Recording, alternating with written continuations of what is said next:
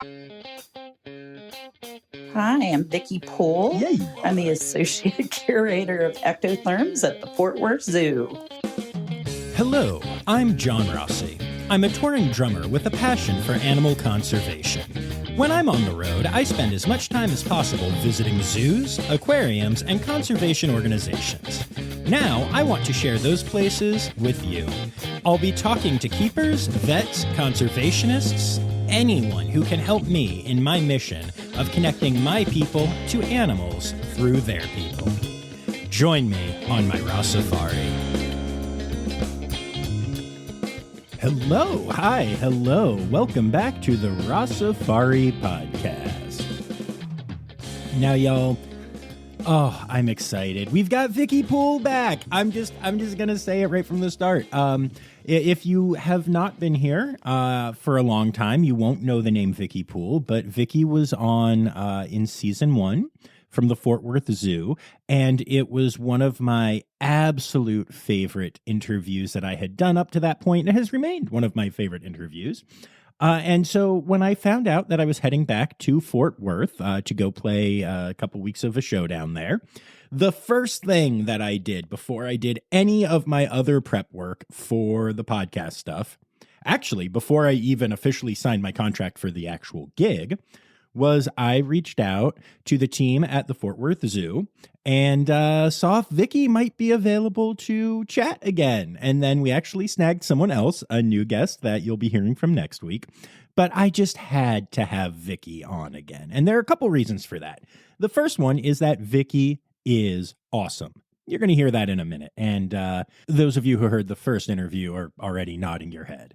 But beyond that, we had just recently done a Zoo News episode that had a story about some gharial births at the Fort Worth Zoo and why they are so important and so fascinating and such a huge milestone for the species. And it just so happens that Vicky is one of the people heavily involved in that program. And so this has become one of those episodes that I just adore. We do the entire interview talking about the gharial breeding program at the Fort Worth Zoo. And I know some of you might be like, oh, that sounds like a bit much for me, John, but it's not, because it's all interesting. It's all fascinating. And this is the kind of stuff where I'm just so amazed at all of the little detail and thought and experimentation and science and art and understanding. And it's almost like magic, except it's obviously not magic. It's just really impressive science and a really amazing understanding of, the animal that a person might be taking care of. So this is a real in-depth episode, and I cannot wait to share it with you. But before I do, quick reminder to hit subscribe so you don't miss any of my Tuesday interview episodes or any of my Friday Zoo News episodes. And make sure you're following along at Rossifari on the socials and at Rossifari Pod on the TikTok machine. So with all of that said, come along with me to Fort Worth and let's learn about gharial reproduction, y'all, with Vicky Poole.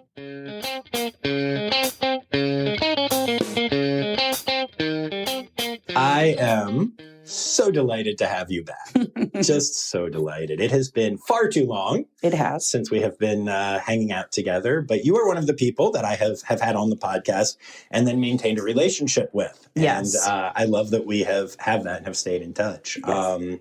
And I especially love it because you, dealing with ectotherms, happen to have some of the coolest ectotherms and some really exciting news about them. And we've talked about it on Zoo News a little bip, but let's just dive right in to the gharial situation. Gharial, I'm supposed to say it with gharial, excitement. Yes, we were not the first institution to captive produce gharial in the United States, which was like Christmas morning when that first one showed up. And it was the amazing part of it was that we have a really diligent assistant curator, Karen. And Karen, she knows when all the hatch windows start, and she starts monitoring things very diligently. And she was down in those nest boxes, checking them out every day with her little flashlight, her little LED flashlight, and checking them out.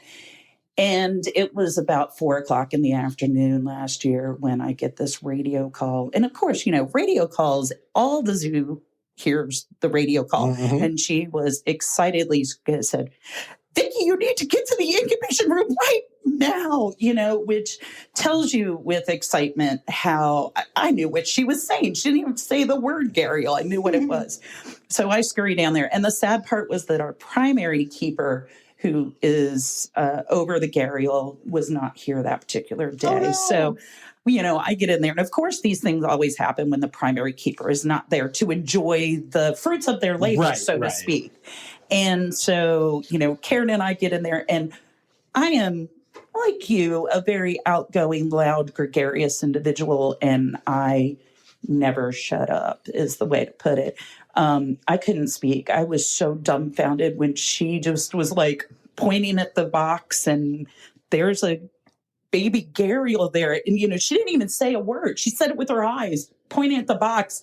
And the two of us communicated for about 5 minutes without a single word, with like grins and pointing. And I was just so dumbfounded again. I was like, I thought I was going to explode with excitement. So it was a lovely day. And then I was like, take a picture and send it to Zach. And he said, the primary keeper, Zach, he was in a store shopping. And he said he got that photo. And he said he squealed with delight in the middle of the store. And I just love the fact that, those kind of things can still happen in our industry. Because a lot of us get, especially if you've been in the industry about 30 years, and anybody who's been in the industry over 20 years, you get somewhat jaded on occasion. And you feel all the good stuff's been done, all the, people out there were Marlon Perkinsing it up and everything. But, there's still a lot of joy to be had day to day in our job. So that was just wonderful. And so we had the first hatchling, and then we had a couple more over a few months period, actually, because we incubated them different temperatures and stuff. But to produce 5 of them was spectacular. And then you get into I wanted to wait to see what the total number was, because I knew 1 was a tie. We tied them. 2 was we had kind of succeeded or exceeded the prior successes within the program. And so I had to wait until they were all hatched out to see how successful we were. And, still 5 hatchlings sounds amazing, but we had eggs from 3 females. We had 93 eggs. So it's still a relatively low fertility group of animals. And we still have a lot of stuff that we need to figure out. So we made a little bit of modifications from last year to this year. And we had made a bunch of modifications to get to last year. But this year we had 2 hatchlings, but that was 2 hatchlings out of 63 eggs. We had fewer eggs this year. And I don't know what the significance is in the number of eggs they had last year compared to the number of eggs this year. So there's still so much we need to learn as we go forward with our gharial program. So, but I do need other zoos to pick up gharials. So, if you really like long, slender, cute, adorable, pointy-snouted crocodilians, they're not a bad one to get. They are not. And I mean, I will never forget, there are certain experiences visiting zoos, which is a thing that I do once or twice, that are burned into my brain.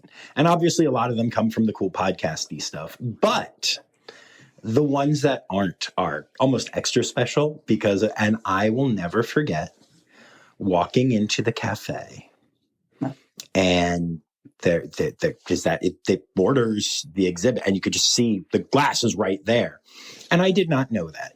And I went and I got whatever I was getting for lunch and I was like, oh, look, glass. That's exciting. I will see what. And what a breathtaking animal. And the first photo that I ever took of a gharial then is still one of my favorites I've ever taken. And I was here the other day taking more and trying to recapture it. And they are, I mean, how does every zoo not have these? I think because nobody had really been producing them. I mean, that's fair. To spread them wider. Yeah, that's fair. That's fair. There's only 9 zoos in the country currently holding them. I think actually one of the zoos is phasing out of it. It's no longer an SSP because it didn't meet the 15 institution threshold. Mm-hmm. So we're trying. I'm hoping that a few other institutions, and I have talked to a few people, they are looking to possibly add animals in the future.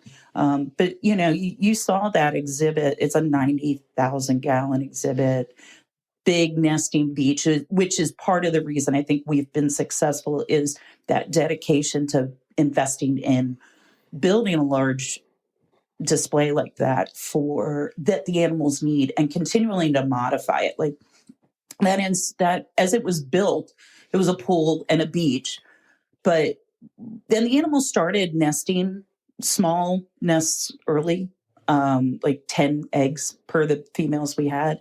And the exhibit's large enough to have a harem. So it's a male and a group of females. So we have a male and 3 females. And that's probably max adult space for that enclosure. And so anyway, so it had this beach. The beach is fine. They're using the beach, but we were not getting fertility. So then the curator at the time, Diane, she said, let's modify the beach and add in the radiant heat coils underneath it so that when the animals do nest, that the spot where they have been nesting will be warmer and maybe more successful. So that was one of the modifications. And then additional modifications over time involved things like regrading and adding additional fresh sand. Because so in India and Nepal, and the part of the reason that gharials are critically endangered is because of things like sand mining, which is where humans go in and extract the sand. They need these. So the rivers that these animals, and these are riverine specialist species, they're fish eaters. They don't do well on land. They're barely on land. They don't do that high walking behavior like other crocodilians. Okay. They slide on their belly. They're just not adept. So the only time they really go up on land is to just bask right at the water's edge and then to go up to nest. So when that area has monsoons that come through and snow melt from the Nepalese mountains come through there and modify those river systems. So when humans then go through and start modifying them further by extracting the sand, that beautiful fluffy sand along the edge, and take the rivers back to the hard vegetative area where the floods don't impact, or that really reduces the opportunities for the animals to nest. And these extractions are happening on large scale.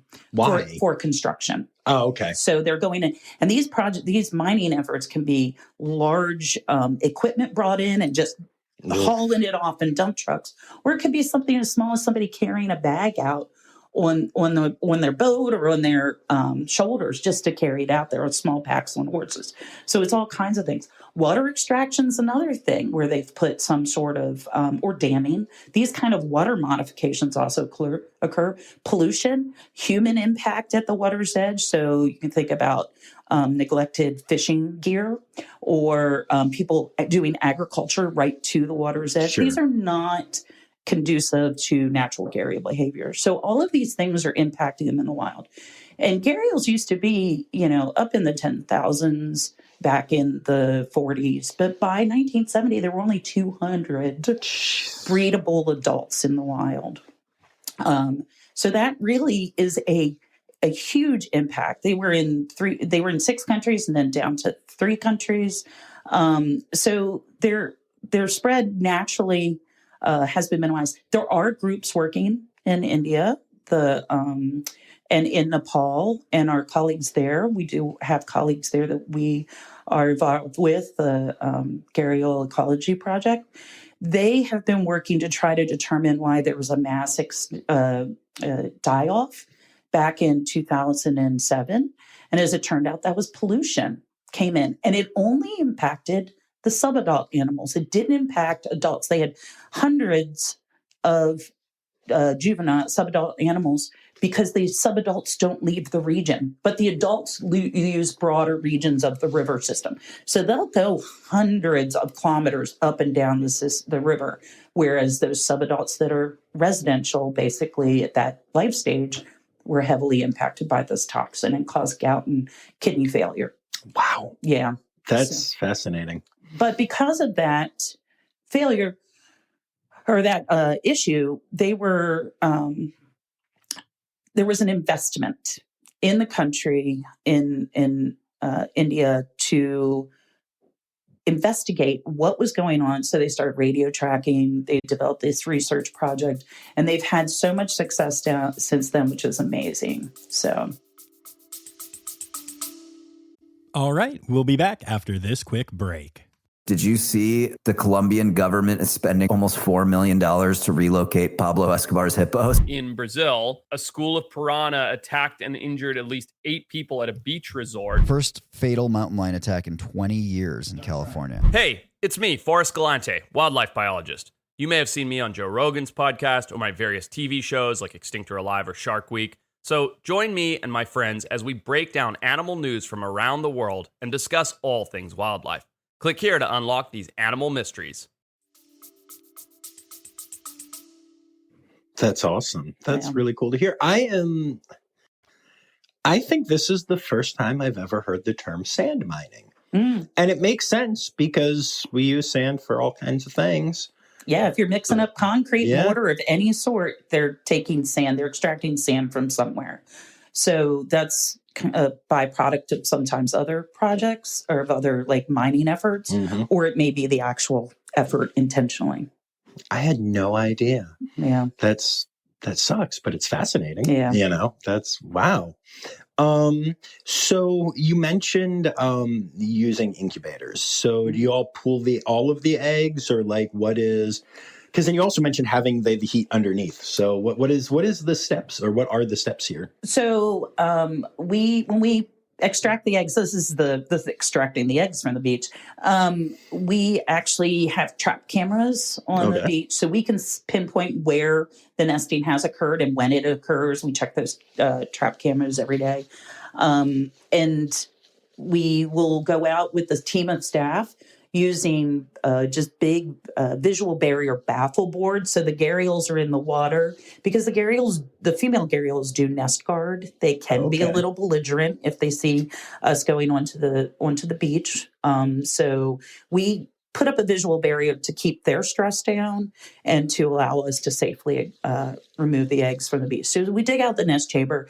One of the things I would like to work on is a little bit more investigation into the different nest chamber parameters, like the depth and the temperatures along it, because I think that we need to improve on our incubation techniques. And I think starting at the nesting is key.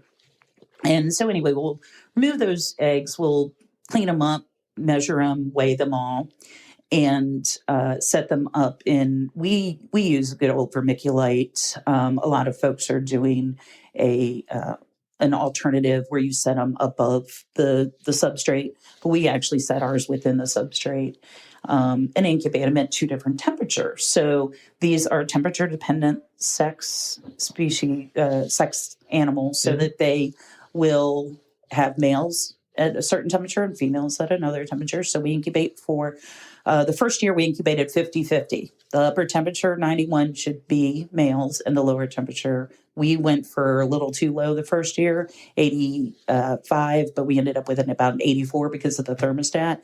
But we were targeting 2 distinct sex groups, and we had hatching at both temperatures. And in talking with our colleagues, and this is the other cool thing about nesting and incubation with our gharial, in talking with my colleagues in India, they said that in Fort Worth, our nesting overlaps with theirs exactly.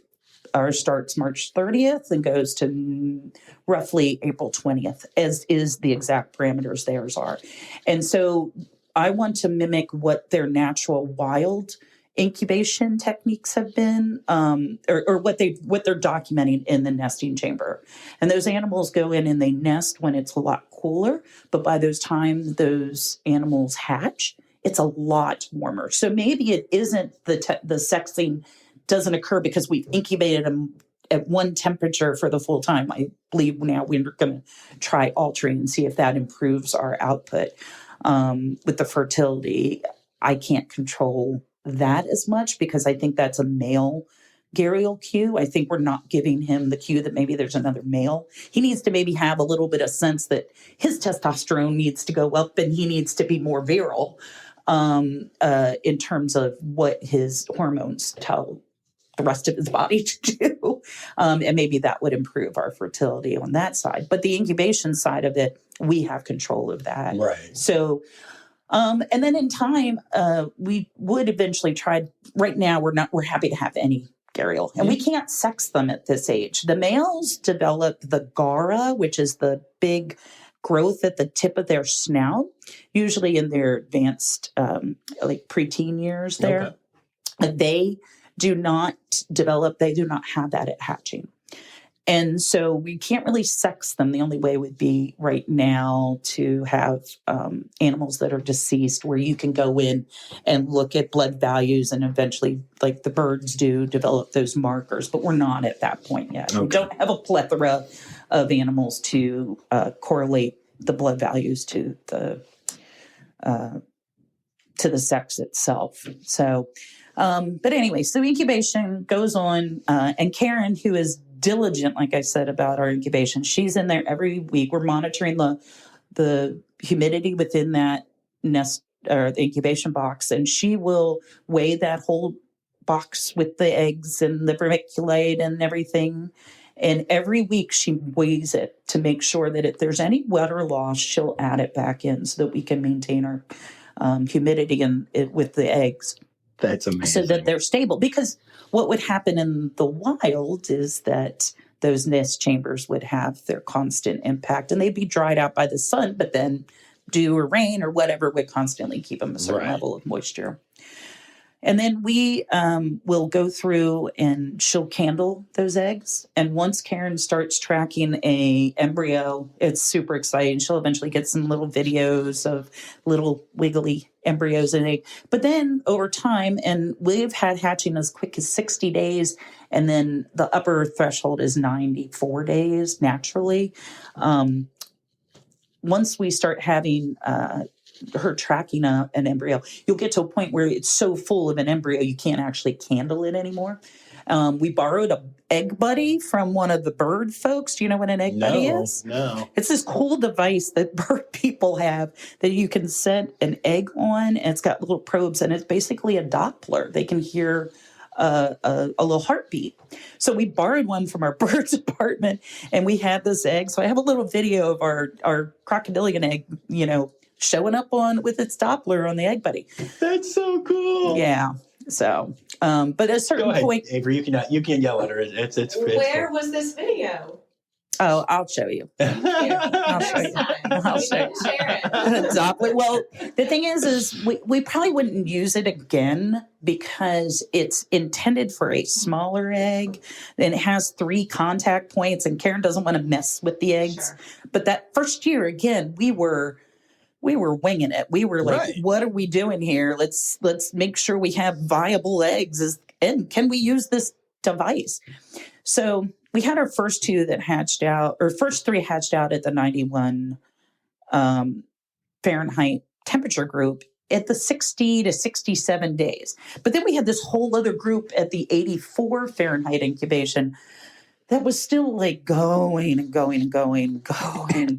And like the difference between 60 days to 94 days is months, and you're losing your mind in that time. Like, oh my gosh, we still have some embryos. They're still there, but we can't see. The egg is now dark. Can't see through it. So that's why we tried the Doppler thing. And then it got to, we're day 93. Out of 94 days when they're supposed to hatch.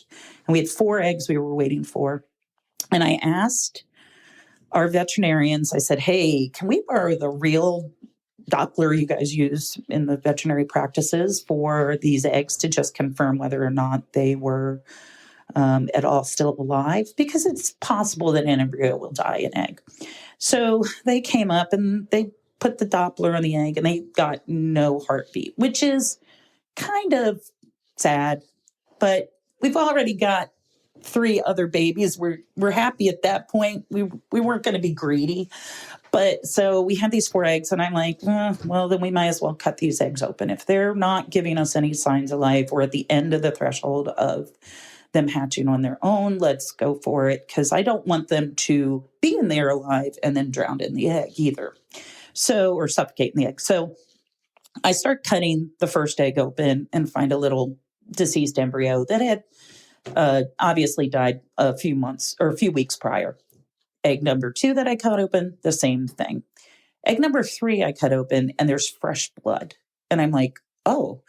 And I'm like, oh my gosh, this thing is still alive, but it has a huge yolk. It had not absorbed its yolk properly because it was incubated probably way too cool, is what we've learned from that first year.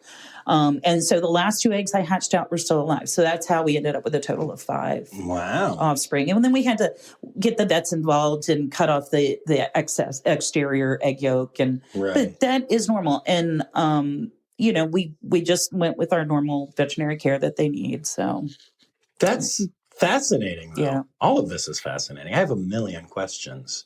Go for one. Okay, so first of all, just to throw it back to something that you had mentioned really quickly, as far as the male and getting him to be a little bit more, needing to be more... Virile. Yes, virile, yes. Is that the kind of thing that you can do by, like, getting scent of a male from St. Augustine or something like that? Or do you need to get an animal? Or yes, that is. I'm glad that is exactly where I was leaning towards before we had the first round of fertility. I literally had just had that conversation with them. They get their hands on their animal more frequently. They're used to doing it, and they're able to collect a cloacal secretion from the male. Lovely. And apparently, it's a very viscous, oily type consistency. It's like waxy. So we thought we could put it on the surface of the water, and maybe the male would get the clue, like, hey, there's another guy in my neighborhood. I need to step up my game, so to speak. But then we had fertility. So we've kind of backed off that. Gotcha. And in talking to my colleagues in India, they are actually in the process of researching some of that, which is kind of cool. Fascinating. So, okay, so the next thing that I'm curious about is just...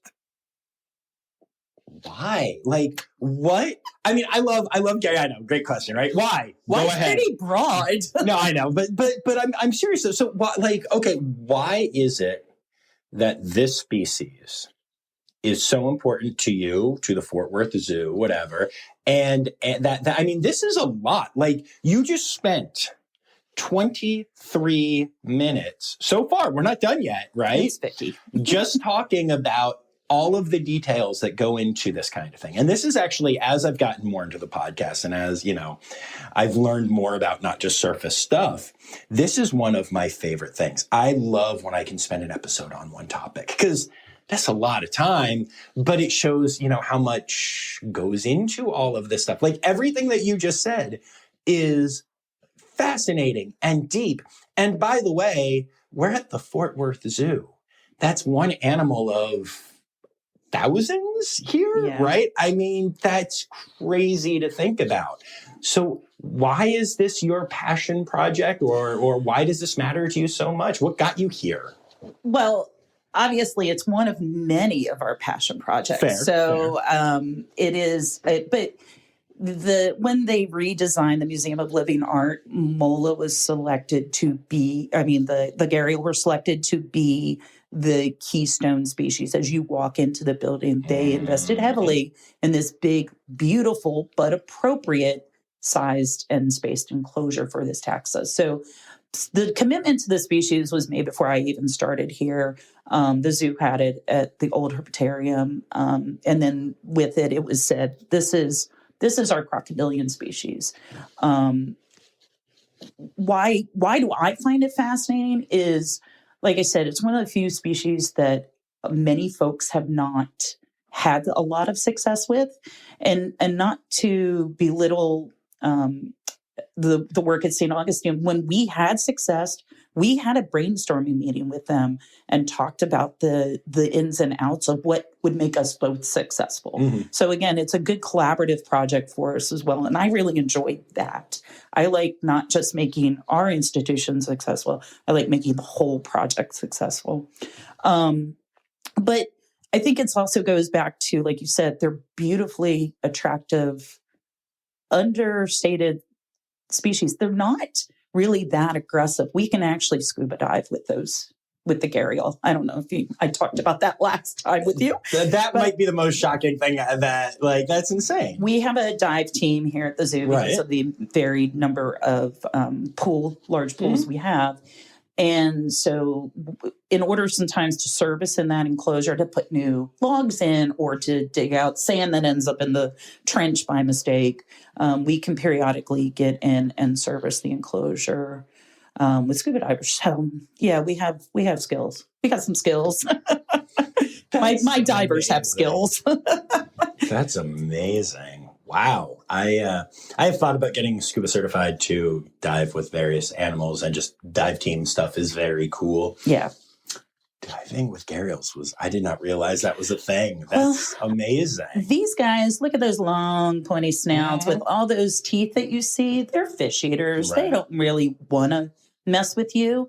The times that are of concern that we don't go in is when the male is in breeding season in the wintertime, but it's also kind of too cold for us to go in. We don't usually plan our servicing at that time unless it was an emergency. And so, the rest of the time, they're just more curious and they'll come up and what are you doing? And we can redirect them away with some poles and they just keep moving forward.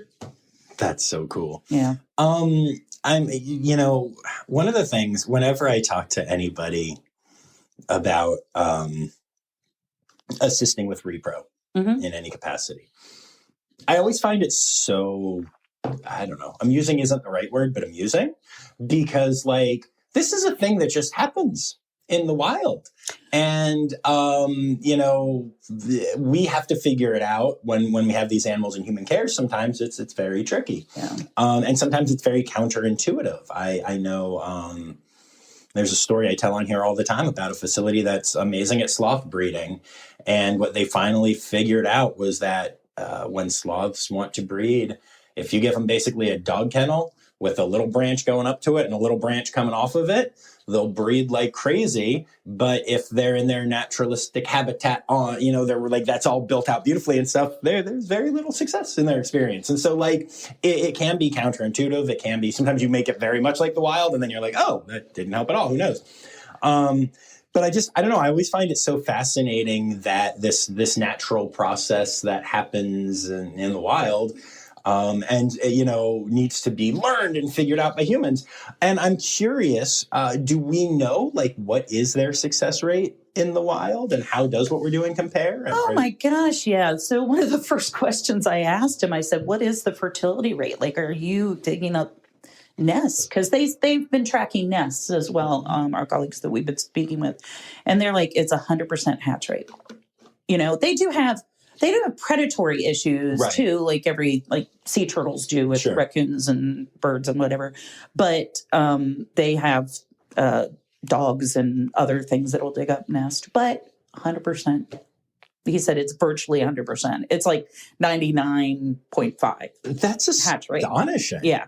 Wow. And they've been tracking these since 2010, 2010. So they've got a long session of data to go back to. And, they're really confident because, again, they've also got a facility that they're taking some and trying head starting and releasing as well. So they're doing what we're doing. It's new to us and they've got more skills and they're right there. So they're a great resource again for us as well to make, again, the whole project more successful. But your question or your comment about, things that animals do in the wild, the birds and the bees of it is sometimes not what the we have to learn it. Humans have to learn what they need and provide what they need. And in this case, it can even be something like we adjust the water temperature throughout the year to mimic that snow melt that's coming off of through those river systems. They get a flash of cold water that comes through seasonally. So we have to provide that. And again, it was one keeper years ago who says, why are we dropping the pool cooler than we've got heaters and chillers on the system, boiler and a chiller. And in the wintertime, the boiler's on. In the summertime, the chiller's on, because we are trying to provide certain temperatures that are within their safety thresholds. But then you didn't realize that their safety threshold seasonally naturally goes down a lot lower. So let's drop it lower than what we think is our comfort zone. Their comfort zone needs to be lower. Right. At least for a little bit, It doesn't have to be the whole season at 65 degrees. It has to be a brief period of time. So a couple weeks. That's just fascinating. What's even more fascinating is we are in Texas. So I could have the chiller on, and the chiller, though it's set to a lovely, comfortable 78 degrees, it's still 105, 110, 123 once in my car. It is extremely hot here, but it also gets extremely hot in India. And those animals are adapted to that. And they can handle when their water temperature pops up a little bit higher, towards 90, and it's only temporary. Right. It will go down seasonally. The winter, I don't know if you remember the big ice storm Texas enjoyed back in 2021. Yeah, I do. Yes. That was an experience for us, because we set that pool to the low point of 66, and we knew it was going to be even cooler. So we bumped our boiler up a little bit more, just a scooch more, so that we could keep the fish and the gharial and the turtles in comfortable temperatures. And it still got down to 62 degrees for over 24 hours. But the next year we actually had our first round of fertility. Unfortunately, we had a dead and egg embryo that first year. But I'm like, oh my gosh, did that have something to do with this?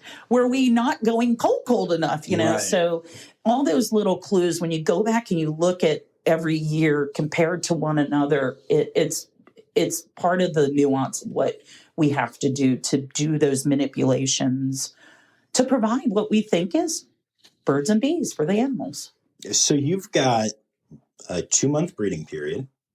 Roughly, yeah. They'll start December through early February. So yeah. Okay. And you've got a 2 to 3 month incubation period. Yeah. So they'll start, there's a couple weeks of the girls developing their eggs, and then we have 2 to 3 months of it, and that's hopefully 2 months now. Yeah. But yeah. And that's it. And that's you've got that one shot that year. Is that how that works? And then you learn and try again next year? Yeah. The downtime. So we are still hatching out eggs and determining what we're going to try to modify the next year. So this year we have we have a radiant heater on the beach as well. That underwater or under sand heater is great for the nest, but for the comfort of the females during their nesting season. And those girls will go out when it's 43 degrees Fahrenheit out.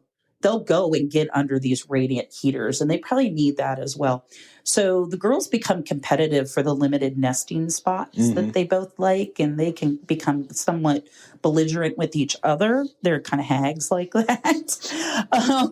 And so they will, this year we're going to attempt to add a second separate nesting or basking site for them, so that hopefully they'll maybe spread out a little bit in their nesting. And we also have a third female, Wally. She's older, but she's smaller than the other two big girls.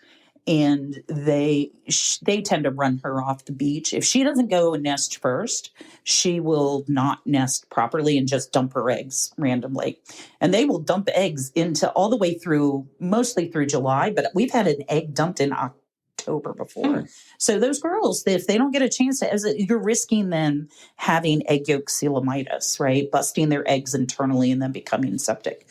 So with crocodilians, this is always a risk. It's better out than in. That's how I feel about eggs. That makes sense. So we are going to add the second nesting site and hopefully do that. And then we're going to look at a lot of our incubation methods to see that. So again, every year we're trying to not tweak too much. We're trying to tweak just one thing so we can empirically assign the impact of that. And we may do multiple years of the same impact if we think it's what we're doing to test it. So science, baby. Science, yeah. Yeah, no, it's, I mean, that was, that was going to actually be my next question, was just like, it seems like there are so many variables. How do you control for that? And so you just, each year you kind of pick one. Have you ever had the experience, or have you ever had the thought of like, oh, now that I think about it, like, maybe the lower water temperature would help. And also a deeper amount of the substrate in the incubator might help for whatever reason. You know what I mean? Correct. And if you really have those two thoughts, would you do both in the same year, or do you really want it to be like? Well, so one of them is the nesting size of it. So I'm like, am I having successful nesting? Are the girls producing eggs to there? Is the male fertilizing up to nesting? Once we do our artificial incubation, then it's the techniques of that can usually be the egg's either fertile or not fertile. You can kind of assess that. Gotcha. So then as long as it's tangible things, I can differentiate. But again, if I think that maybe it's both of them, then maybe I'll test one without testing the other the next year. So again, we're tweaking so many variables, but we're trying to keep it to a limit. I have a list of things that over time we will try to hit. And again, and on the other side of this is I don't need 100% success next year. I do not need 93 baby gharial to rear all at once. On the other hand, this is how you become an SSP again. I'm just saying. But it's not, because that's us holding 93 baby gharial, not I know. the other 6 institutions I need to step up. So, but we need to ramp it up. We could ramp up to a reintroduction program, but we need to figure out the things slowly. So,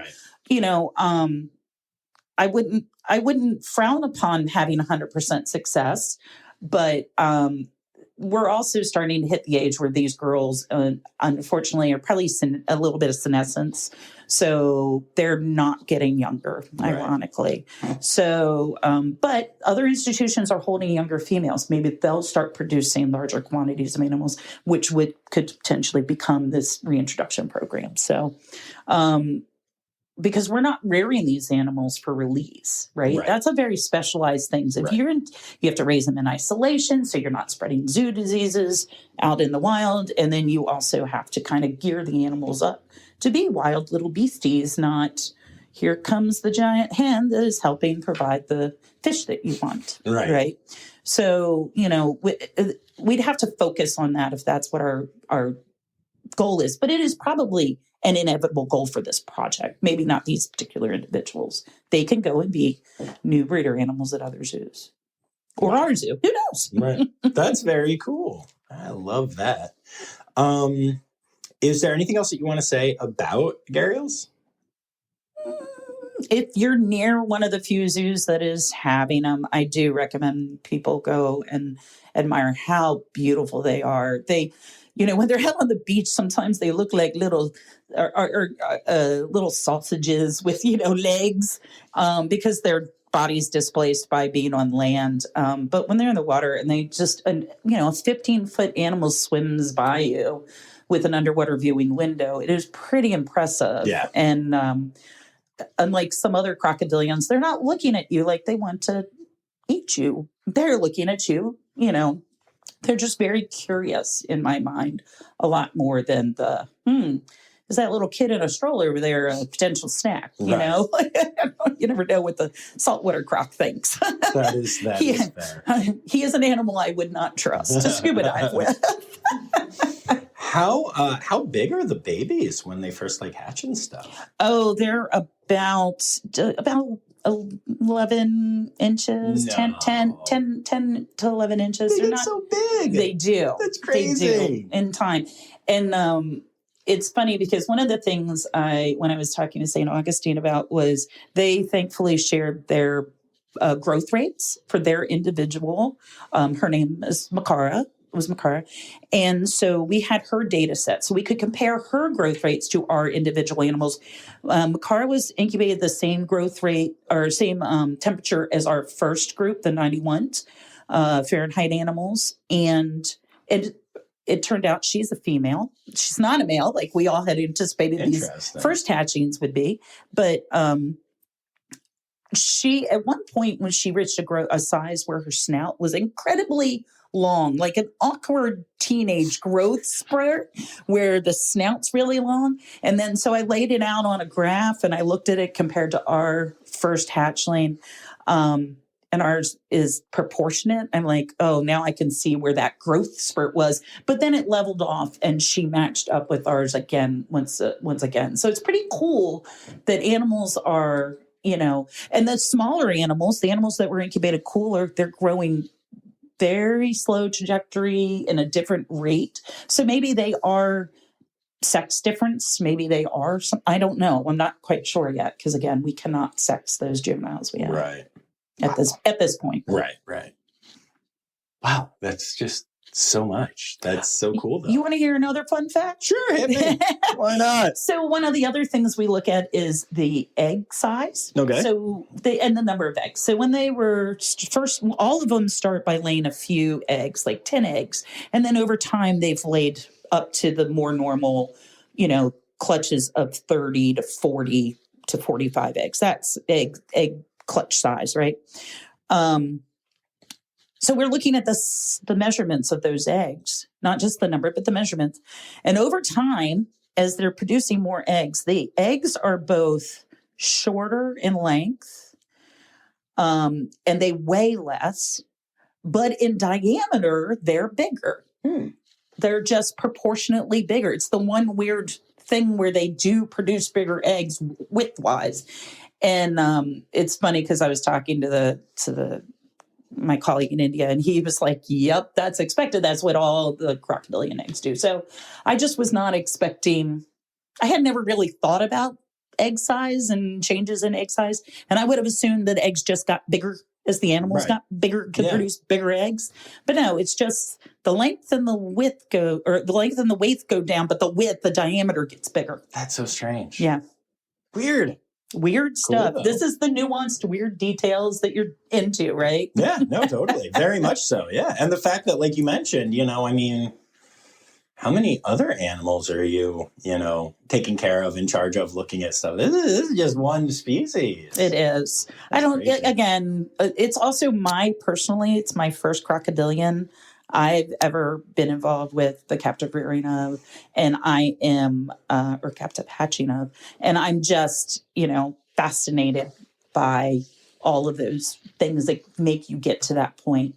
But I have another list of other taxa that I have yet to be part of their breeding success. And so, maybe we'll have another talk about one of those species in the future. Sounds good to me. Are there any conservation organizations you'd like to give a shout out to? Oh, well, it's the Gharial Ecology Project. The colleagues that we work with in India, they are, I want to double check that I have their name correct. Y'all hear that? She's checking notes. She came with notes. I'm a notice type. I love person. pointing out when people show up with notes. Yeah, it's the Gharial Ecology Project. Okay. And you can look into some of their research. Those are the folks who are out there actually radio tracking and sussing out our wild parameters that we're going by, which is great.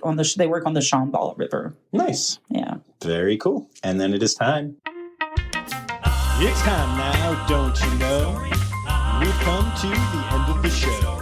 But there's one tale left to go. You're gonna laugh and say, oh no. It's time for the Rossifari poop story.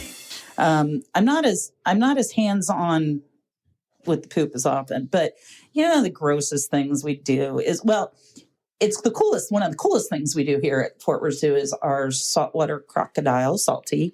On Memorial Day, 4th of July, and Labor Day Mondays, he gets he gets to have a barbecue. He gets to have a carcass feed. Nice. And we do it so the guests can come and see it. And it's on a routine schedule. It makes it easier for the guests to know what's going to happen.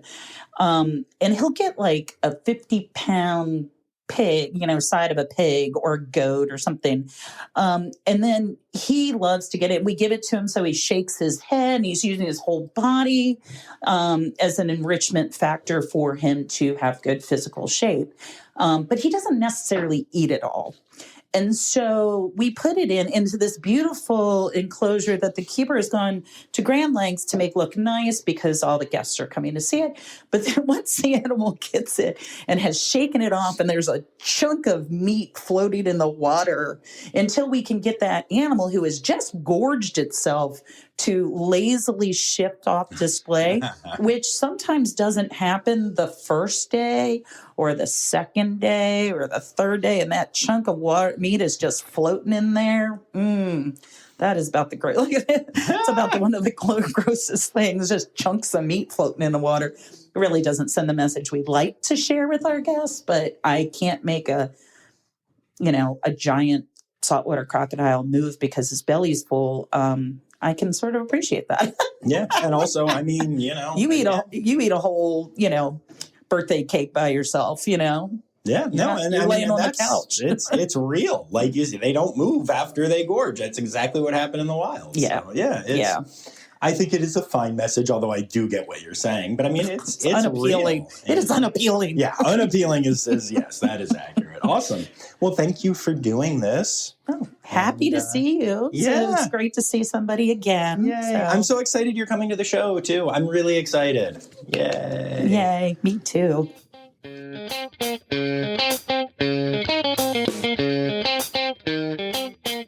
And as you heard there, Vicky actually came out to see my show, as did the guest you'll be hearing next week, John. And it was so much fun. I gotta say, watching these people who are so amazingly wonderful and talented in their element always brings me a lot of joy. And being able to let them see me in my element, where I get to show off my talents, is a pretty good feeling, not gonna lie.